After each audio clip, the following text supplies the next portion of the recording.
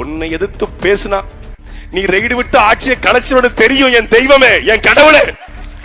லேடியா மோடியான்னு சொன்னதுக்காக அந்த கட்சியை சல்லி சல்லியா உடைச்சு சந்தன ஓட்டு வச்சிருக்கியே. பேசுவனா அண்ணே, பேசுவனா? இந்த பிஞ்சு மூஞ்ச பார்த்து உனக்கு எப்படி தெய்வமே உனக்கு பரிதாபப்படலையா? ஏதோ முதலமைச்சர் அட்டு வண்டியை ஓட்டிக்கிட்டு இருக்க தெய்வமே, என் கடவுளே. செந்தில் பாலாஜி வீட்டுக்கு ரைடு விட்ட மாதிரி என் மருமகன் சபரீசன் வீட்டுக்கும் மகன் உதயநிதி வீட்டுக்கு ரைடு விட்ட காலில் விழுந்துருவேன் என் கடவுளே, என் தெய்வமே. எங்களை யாரும் விரட்ட முடியாது, நாங்க அடிச்சா திருப்பி அடிப்போம். ஆமா, யாருகிட்ட?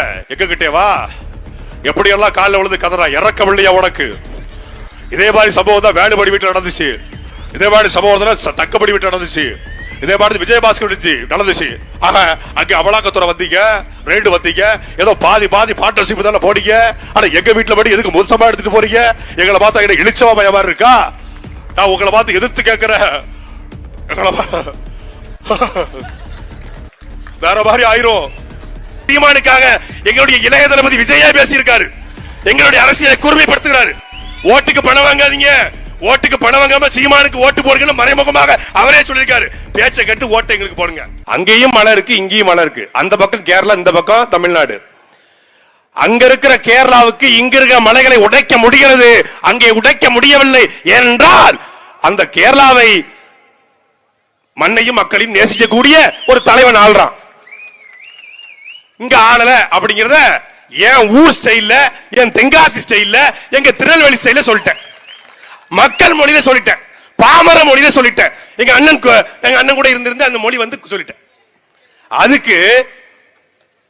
அதுக்கு உடனடியாக வழக்கு போட்டு 3 மணி நேரத்தில் கைது பண்ணி 57 நாட்கள் பாளையங்கோட்டை சிறையில் அடைச்சு வச்சாங்க. நான் வெளியே வந்தேன். அதே வழக்கை திருப்பி காரணம் காட்டி பாக்ஸ்கான்ல பேசுனதுக்காக திருப்பி குண்டாஸ் போட்டு 213 நாள். நான் கேட்பது ஒண்ணுதான், 57 நாள் 230 நாள் வச்சீங்க. சரி, நான் சிறைக்கு போனேன், நான் பேசிய தவறு, அது உங்கள் மனதை புண்படுத்தி விட்டது, முதலமைச்சருடைய கண்ணியம் கட்டுவிட்டது. நான் உள்ள வைத்து வெளியே வந்து 2 வருஷமாச்சு. இன்னைக்கு வரைக்கும் அந்த கனிமவள கொள்ளை நடக்கிறது. ஏன் திமுக அதை தடுத்து நிறுத்தவில்லை? இதே திமுக எதிர்கட்சியா இருக்கும் பொழுது ஆகாத வகையில் அதிமுக எடப்பாடி பழனிசாமி ஆட்சி ஒரு பாடக்கட்ட ஆட்சி, ஒரு ஈழக்கட்ட ஆட்சிக்கு எடுத்துக்காட்டு என்ன தெரியுமா? வளைய வெற்றாங்க, பாடக்கட்டமா வளைய வெற்றாங்க.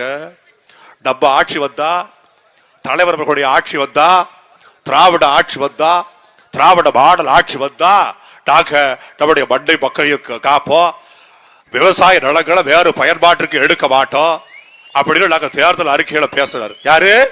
தன்பான தலைவர், தமிழ் தலைவர், வாழ்ந்த வள்ளுவர், நடமாடி ஆண்டவை, அஞ்சுகம் பெற்றிய குஞ்சிகம் ஐயா கருணாநிதி பட்டெடுத்த நம்முடைய தலைவர், தன்மான தலைவருடைய மகன் முதலமைச்சர் ஐயா ஸ்டாலின் அவர்கள். இன்னைக்கு இதே தென்காசியில ஒரு நாளைக்கு மதியவர்கள் சொன்னது போல 2000 லாரி, அது தென்காசியுடைய திமுகவுடைய மாவட்ட செல்ல மரியாதைக்குரிய அண்ணன் எங்கள் பெரியப்பா மகன் சிவபத்மநாதனுக்கு ஒரு லாரிக்கு 400 ரூபாய் போகுது. இது உங்களுக்கு தெரியுமா தெரியாதா? எதுக்கு 400 ரூபாய் உங்களுக்கு? உங்களுக்கு எதுக்கு? யார் விட்டு மலை?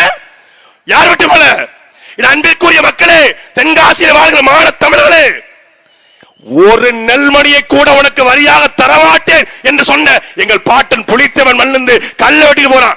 நெல்ல தரமாட்டேன் சொன்ன மண்ணிலிருந்து மல்லு கல்லு போகுது. கார்த்தி சொன்னது போல ஒரு மலைக்கில வந்து வலைய போட்டு அதுக்கு வந்து ஒரு வேலி போட்டு வச்சிருக்கிறான், மலைக்கு வேலி.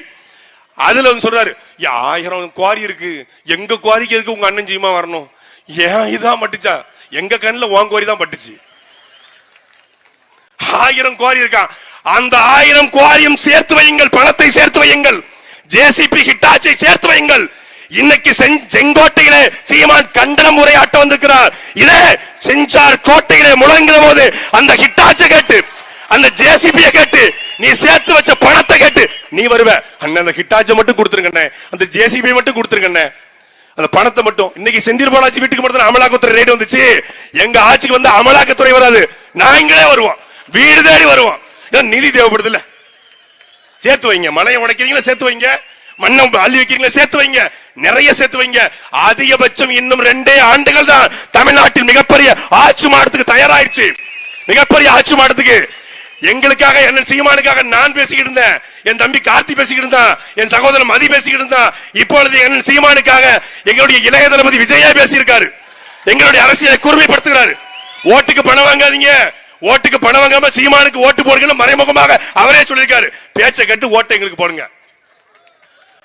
அவரு 1500 மாணவிகளுடைய வாழ்க்கையை மட்டும்தான் மாற்ற முடியும். சீமான் ஆட்சிக்கு வந்தால் ஒட்டுமொத்த தமிழ்நாட்டு மாணவ மாணவருடைய வாழ்க்கையை மாற்ற முடியும். எங்கள் தேர்தல் அறிக்கை தான் இன்னைக்கு பல பேருடைய பேச்சு செயல்பாட்டு வரைவா படிக்கிறாங்க. நிறைய தெரியுது. அண்ணன் விஜய் அவர்கள் லியோ பட ஷூட்டிங்ல சீமான் பேச்ச முழுசா கேட்கிறாங்கிறது அந்த பேச்சின் மூலமாக தெரியுது. லவ் யூ அண்ணா, வாழ்த்துக்கள். எப்பேற்பட்ட ஒரு ஆட்சி தமிழ்நாட்டில் நடந்துகிட்டு இருக்கு பாருங்க. எப்பேற்பட்ட ஆட்சி. ஒரு அமைச்சர் வீட்டில் ரெய்டு, காவல் அமலாக்கத்துறை கைது செய்திருக்கிறது. கைது செய்து அவரை சிறைப்படுத்த கொண்டு போகிறது. நெஞ்சு வலியில் மருத்துவமனைக்கு போயிட்டாரு. அந்த அமைச்சரை எதிர்த்து கண்டனம் தெரிவித்து ஒரு அறிக்கை, எங்களை யாரும் விரட்ட முடியாது, நாங்க அடிச்சா திருப்பி அடிப்போம், எங்க கலைஞர சமூக நீதிய சமத்துவம், பெரியார் அண்ணாவுடைய பிள்ளைகள் என்ன விளையாட்டு காட்டுறீங்களா, வித்த காட்டுறீங்களா, முடியாது, நடக்காது, ஓடவும் முடியாது, ஒளியவும் முடியாது அப்படின்னு அறிக்கை. ஆமா, யாருகிட்ட? எங்க கிட்டேவா? எப்படி எல்லாம் காலில் விழுந்து கதறா, இறக்கவில்லையா உனக்கு? இதே மாதிரி சம்பவம் தான் வேலுபடி வீட்டில் நடந்துச்சு. இதே மாதிரி சம்பவம் தான் தக்கப்படி வீட்டில் நடந்துச்சு. இதே மாதிரி விஜயபாஸ்கர் நடந்துச்சு. ஆக அங்க அமலாக்கத்துறை வந்தீங்க, ரெய்டு வந்தீங்க, ஏதோ பாதி பார்ட்னர்ஷிப் தானே போனீங்க. ஆனா எங்க வீட்டுல படி எதுக்கு மொத்தமா எடுத்துட்டு போறீங்க? எங்களை பார்த்தா என்ன இழிச்சவா பய மாதிரி இருக்கா? நான் உங்களை பார்த்து எதிர்த்து கேட்கிறேன். வேற மாதிரி ஆயிரும். இங்க இவர் இப்படி அறிக்கை, நம்மால திமுக பாத்தீங்கல்ல, அறிக்கையை பாத்தீங்கல்ல, அடித்தால் திருப்பி அடிப்போம் என்று சொன்ன தலைவரே வாழ்க வாழ்க. மிரட்டிய தலைவரே, ஸ்டாலின் அடித்தார் கிள்ளி, அதிர்ந்தது டெல்லி. இங்க இவர் பேசுனதுக்கு அங்க பார்த்தா நம்ம அண்ணன் வடிவேலு போவார்ல, வட்டிக்கு கடன் வாங்க வந்தவன்ட்ட, இங்க சொல்றாங்க ஸ்டாலின் மிரட்டி விட்டாரு, அமித்ஷாவை மிரட்டாரு, மோடியை மிரட்டிட்டாரு, ஆளுநரை மிரட்டி விட்டாரு. ஒரே அறிக்கையில சரிஞ்சிருச்சு. பாத்தீங்களா? தனியார் மருத்துவமனைக்கு அனுமதி கொடுத்துட்டாங்க, அமலாக்கத்துறை வர முடியாது, ஒண்ணும் பண்ண முடியாது. அது கட் பண்ண சீன் எப்படி தெரியுமில்ல? உன்னை எதிர்த்து பேசினா நீ ரெய்டு விட்டு ஆட்சியை கலைச்சிட தெரியும். என் தெய்வமே, என் கடவுளே, லேடியா மோடியான்னு சொன்னதுக்காக அந்த கட்சியை சல்லி சல்லியா உடைச்சு சந்தன ஓட்டு வச்சிருக்கியே. பேசுவனா அண்ணே, பேசுவனா? தமிழ்நாட்டுக்கு வா. தமிழ்நாட்டுக்கு வந்து பாருன்னு சொல்றாரா. கோபேக் மோடின்னு சொன்னோம், வெல்கம் மோடின்னு வரவேற்போம். என் தெய்வமே, என் கடவுளே, இந்த பிஞ்சு மூஞ்ச பார்த்து உனக்கு எப்படி தெய்வமே உனக்கு பரிதாபப்படலையா? ஏதோ முதலமைச்சர் அட்டு வண்டியை ஓட்டிக்கிட்டு இருக்க தெய்வமே, என் கடவுளே, இங்க ஏய் பத்தி எப்படி மிரட்டிக்கிட்டு இருக்காரா, எப்படி மிரட்டிட்டு இருக்காரு பாத்தியா? இது சமூக நீதி மன்னு சொல்லிட்டு இருக்காரா, பெரியார் அண்ணான்னு சொல்லிட்டு இருக்காரா. என் செந்தில் பாலாஜி வீட்டுக்கு ரைடு விட்ட மாதிரி என் மருமகன் சபரிசன் வீட்டுக்கும் மகன் உதயநிதி வீட்டுக்கு ரைடு விட்ட காலில் விழுந்துருவேன். என் கடவுளே, என் தெய்வமே,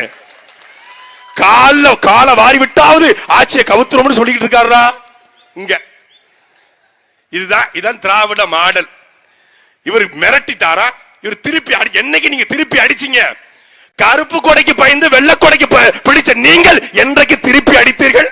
திருப்பி அடிச்சது யார் தெரியுமா? பாஜக உள்ள வந்துடும், பாஜக உள்ள வந்துடும் என்று பூச்சாண்டி காட்டிய திராவிட கூட்டமே.